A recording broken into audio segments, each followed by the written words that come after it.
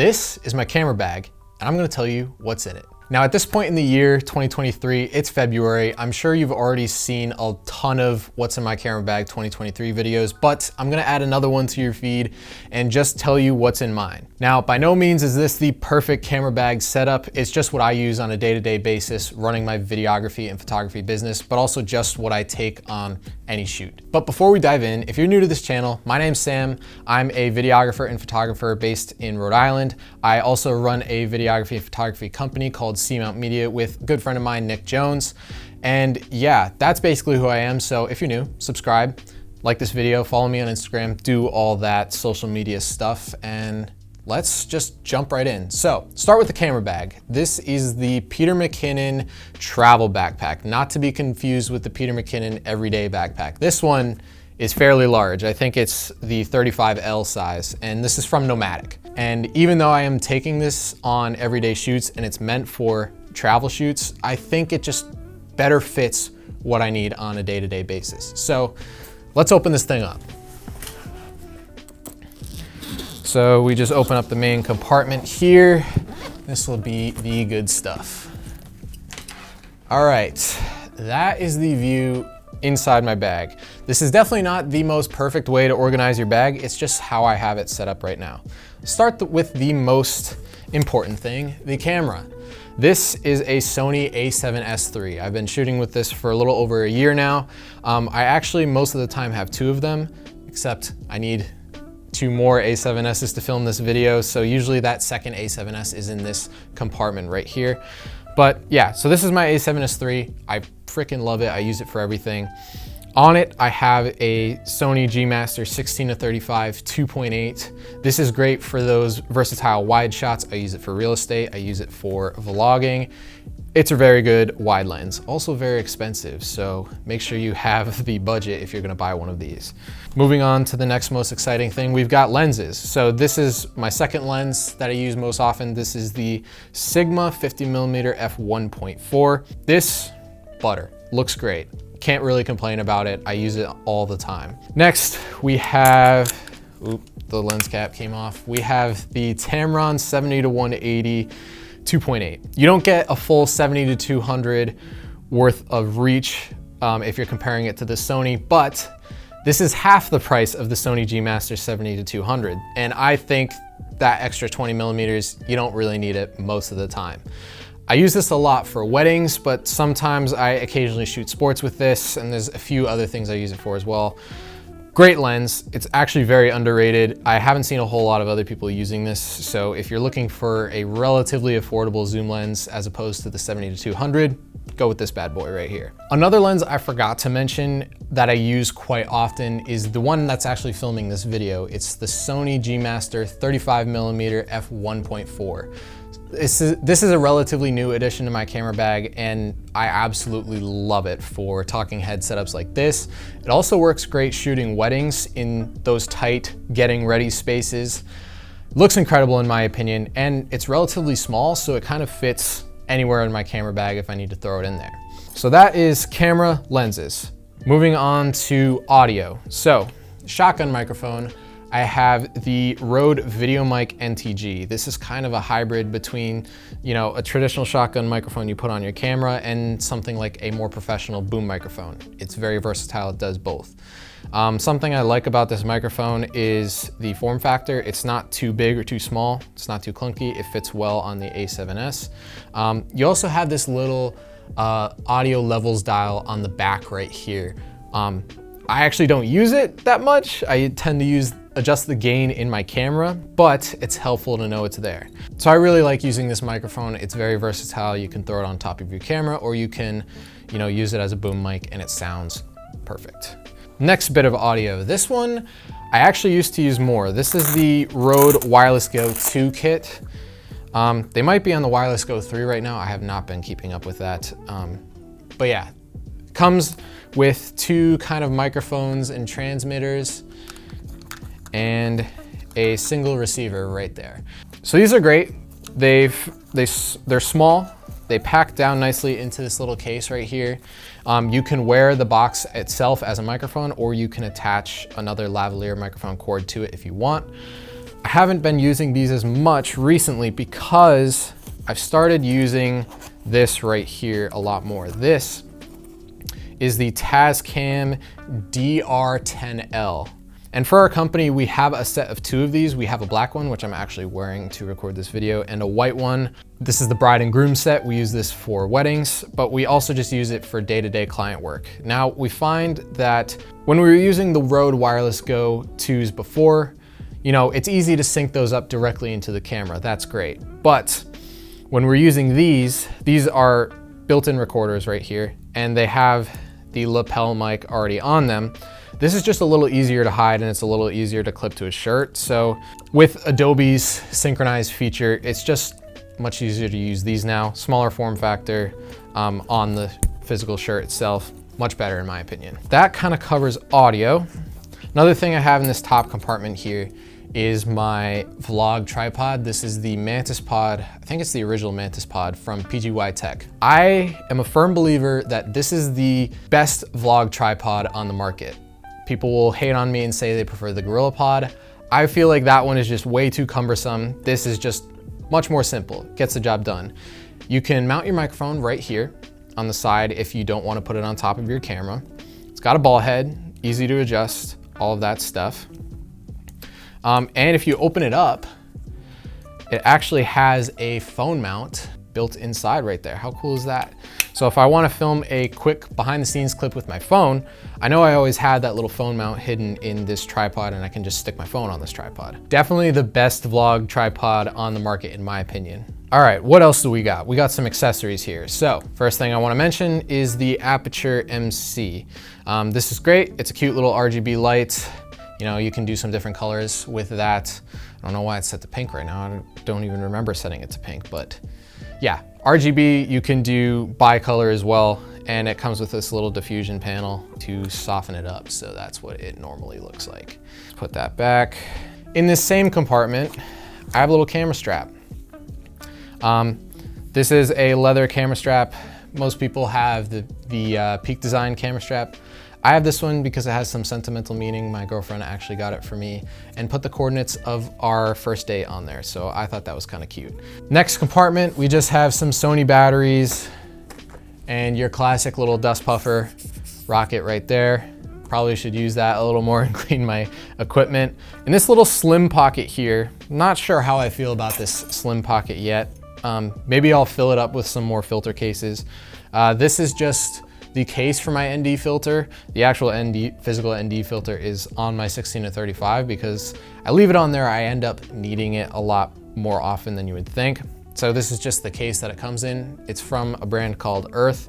Also in here, you know, I just have the lens and camera body caps, the extra ones if I need them. Something sort of new to my camera bag setup are these step-up rings.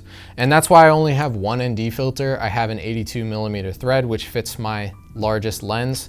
I can go down to 77mm and then a 67mm thread if I want to, which is 77 is for the Sigma right here, and 67 is for the Tamron. So that's basically everything in this main compartment right here. Moving on to this little top flap, nothing too exciting here. You know, we've got some extra base tripod plates, an HDMI cable, you know, a little lens cloth, clean off the camera. This is my little SD card wallet. Looking to make an upgrade on this because I'm running out of space in this little SD card wallet. That is basically the main inside part of the bag. Let's zip that up. Now, another cool thing about this bag is that we have space for a relatively large laptop. Now, this is the Apple MacBook Pro M1 Max chip computer thingy. This is great. I'm annoyed that I didn't switch to this sooner. Nick, my business partner, has been bugging me to switch to it sooner. I was reluctant to switch from Windows to Mac because of just the operating system. I wasn't a huge fan of Mac OS at the time, but after using this for a few months now, I've gotten used to it. And let me tell you, this is the fastest computer I've ever used. I know they just released the M2 max at this point. I feel like this one could still be worth it for a lot of people out there if the price is a factor. This handles Premiere Pro really well. My old computer was starting to slow down with Adobe Premiere Pro, and that was just slowing me down. After I made the switch, I have actually noticed a significant increase in my productivity. So making this switch, probably the most important thing in my camera bag. Absolutely love this thing, can't recommend it enough. That's the laptop. Also just want to mention, this beautiful little cup holder here where I hold my HYDROFLASK. Need this, times like right now where I need to hydrate. And this is magnetic right here. That's a nice little feature as well. This bag has plenty of little compartments to store things, but also a lot of, straps on the outsides that you can secure, tripods, things like that too. All right, also in this bag, let's move to this compartment right here. I don't know if this opens up fully. I think it does. Yeah, let's do that. So I think it's advertised that clothes and shoes and underwear and stuff can go in this when you're traveling. But right now, obviously I'm not traveling, so I don't have any of that stuff in there. In this compartment, I keep my little to-do list notebook with a pen, my MacBook charger, and then up here, I have some extra straps that go with the bag, just in case I need them. And I keep all my hard drives in this case nice and secure. This is where all the footage is. I have, a couple SanDisk ones, and I have a couple Samsung ones. This is where all of the stuff goes. This is where I store all the stuff. I also have this super fast Sony memory card reader it's a CF Express Type A reader, but also an SD card reader. I used to use this a lot more when my old computer's SD card slot was broken, but now since I upgraded to the MacBook Pro, that has a built-in SD card slot, so I barely use this. And this is a very expensive piece of metal. This is a $450 card reader, but it's lightning fast. So if you don't have an SD card slot on your computer, then this is definitely worth it. That is the inside pack there. Zip that up. And the last little pouch is just this little accessory pouch. Keep some gum in there, which has been flattened at this point because I keep so much crap in my bag. I got my AirPods. So what I used before a lot of the time for my editing were these big Sony headphones. Since I moved over to the Apple ecosystem, I started just using these AirPods because they're just more convenient to carry around and just throw in my ear. Occasionally when I'm editing at home, I switch to those Sony headphones because they have a superior sound quality, but these AirPods, do the trick most of the time. And I also have a little C-Mount Media wood case on there with our old logo. I think it looks pretty nice. Also in here, got a stray piece of gum. Chapstick. I cannot tell you how many times I randomly have needed chapstick on shoots, especially in the cold Rhode Island winters.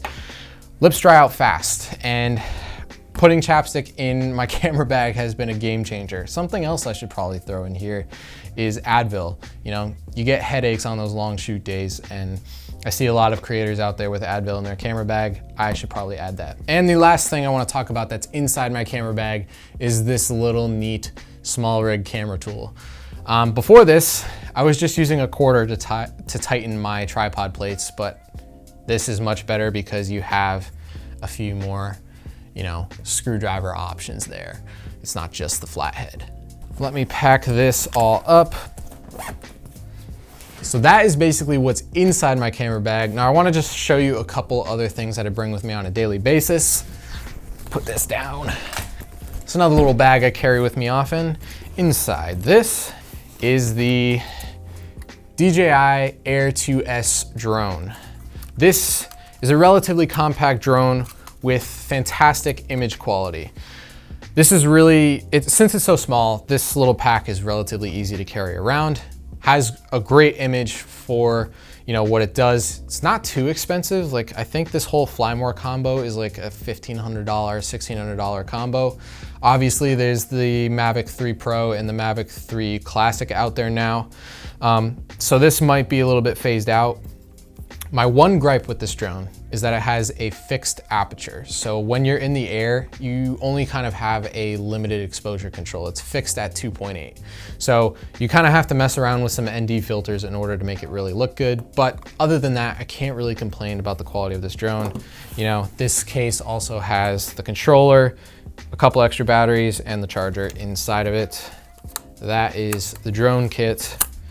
And this is something else I carry with me on a daily basis. This is the DJI RSC2 Gimbal.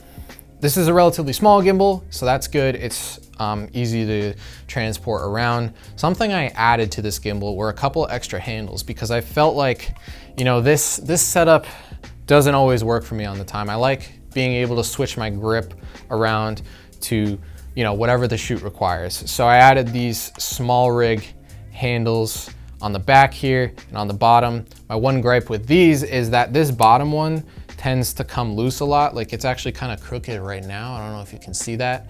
But the cool thing about this is if I want to just straighten out this little bottom thing, something that SMALLRIG does with all of their equipment is they have this little flathead type screwy thing.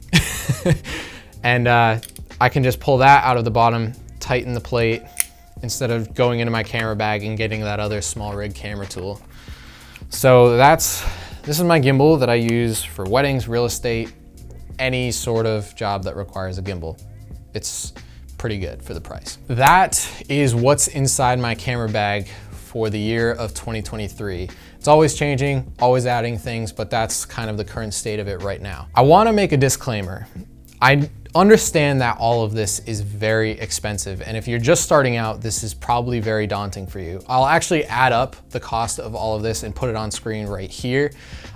That's a lot of money, and I want to stress that I've accumulated all of this stuff over the course of a few years now, and if you're not making money with your camera gear, it's going to be hard to justify spending a lot of money on this stuff. This is stuff I've selected because it makes my job as a content creator easier. And I believe that the investment is well worth it. So don't get discouraged if you don't have all of this stuff right now. You know, use it as inspiration and you'll get there one day. If you are looking to purchase any of this stuff that I showed you today, I'll leave links to everything in the description below so you can go ahead and check that out. Also, feel free to leave a like on this video if you enjoyed it, subscribe if you're new around here. Also, comment any video ideas you want to see in the future below. I'm always looking for your input. And yeah, with that all said and done, I'll see you guys next time.